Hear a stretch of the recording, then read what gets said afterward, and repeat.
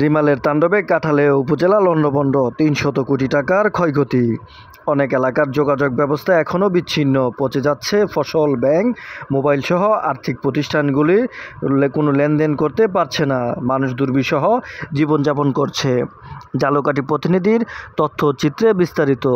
ঝালকাঠির কাঁঠালে উপজেলা রিমেলের তাণ্ডবে লণ্ডভণ্ড হয়ে গেছে। ৩০০ কোটি টাকার ক্ষয়ক্ষতি হয়েছে। গ্রামের কাঁচা পাকা রাস্তা ভেঙে যাওয়ায় অনেক এলাকায় যোগাযোগ ব্যবস্থা এখনও বিচ্ছিন্ন রয়েছে। বিদ্যুৎ না থাকায় কোনো ব্যাংক ও মোবাইল কোম্পানি সহ আর্থিক প্রতিষ্ঠানগুলো লেনদেন করতে পারছে না। চরম আর্থিক সংকটে রয়েছে এখানকার খেটে খাওয়া মানুষ।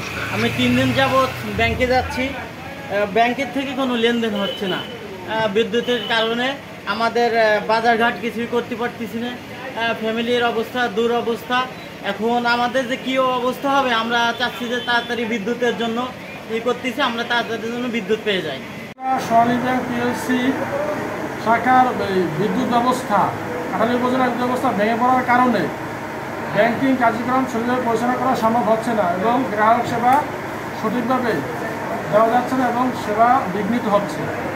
এবং দ্রুত কাঁঠালী উপজেলার বিদ্যুৎ ব্যবস্থা সরবরাহ সঠিক করার জন্য এবং নেটওয়ার্ক সিস্টেমটা দ্রুত স্বাভাবিক করে ব্যাংকিং ব্যবস্থা সঠিকভাবে পরিচালনা করার জন্য আমরা জোর দাবি জানাচ্ছি।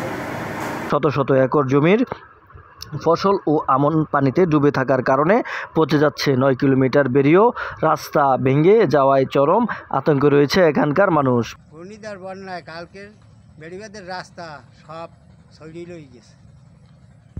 কিছু নাই, আমার একটা বউ কামাইয়া তোর না আল্লাহ গড পড়িয়ে গেছে। নিজে অসুস্থ মানুষ, নিজে চলতে পারতে পারি না। কানের আল্লাহ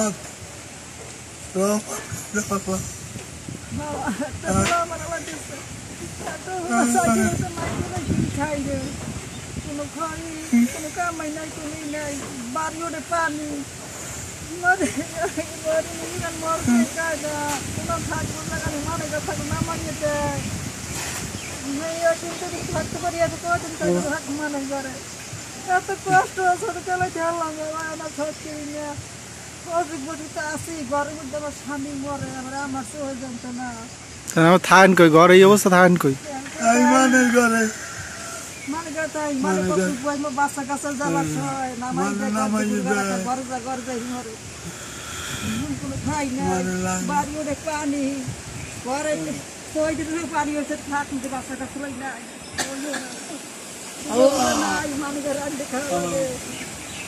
আল্লাহ তুমি আমার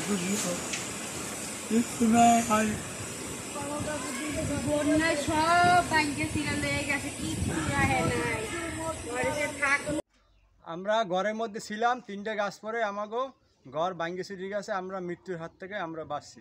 প্রায় 3000 বাড়িঘর ও শিক্ষা প্রতিষ্ঠান ও পোষণাঘর বিধ্বস্ত হয়েছে। এতে 35 কোটি টাকার ক্ষয়ক্ষতি হয়েছে। এখনও অনেক লোক আশ্রয়কেন্দ্রে বিভিন্ন আত্মীয় স্বজনের বাড়িতে বসবাস করছে।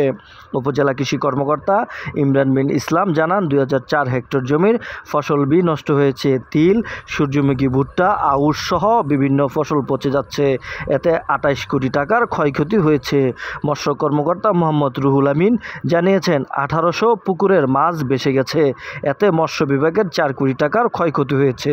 উপজেলা প্রাণী সম্পদ কর্মকর্তা ডক্টর বখতিয়ার উদ্দিন জানান, শত গবাদি পশু ও পাখির খামার ও সংরক্ষণের ঘর নষ্ট হয়ে গেছে। এতে 48 কোটি টাকার ক্ষয়ক্ষতি হয়েছে। উপজেলা প্রকৌশলী দীপল চন্দ্র জানান, 11 কিলোমিটার রাস্তা ভেঙে গেছে। এতে প্রায় 100 কোটি টাকার ক্ষয়ক্ষতি হয়েছে। বিদ্যুৎ বিভাগ জানিয়েছেন, তাদের 33 কেভি সহ 50 কিলোমিটার বিদ্যুৎ লাইন বিধ্বস্ত হয়েছে। জনস্বাস্থ্য প্রকৌশল বিভাগ জানিয়েছে, তাদের 2400 টিউবওয়েল নষ্ট হয়েছে। এতে প্রায় 37 কোটি টাকার ক্ষয়ক্ষতি হয়েছে।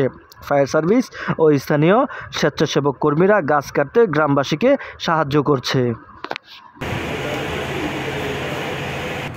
ঝালকাঠি জেলার কাঁঠালী উপজেলায় ঘূর্ণিঝড় রেমিলের প্রভাবে আকস্মিক বন্যায় প্রায় অধিকাংশ এলাকায় প্লাবিত হয়েছে। এর ফলে কৃষি, মৎস্য, প্রাণী সম্পদ সহ রাস্তাঘাট এবং অবকাঠামোগত ব্যাপক ক্ষয়ক্ষতির সম্মুখীন মানুষ হয়েছে।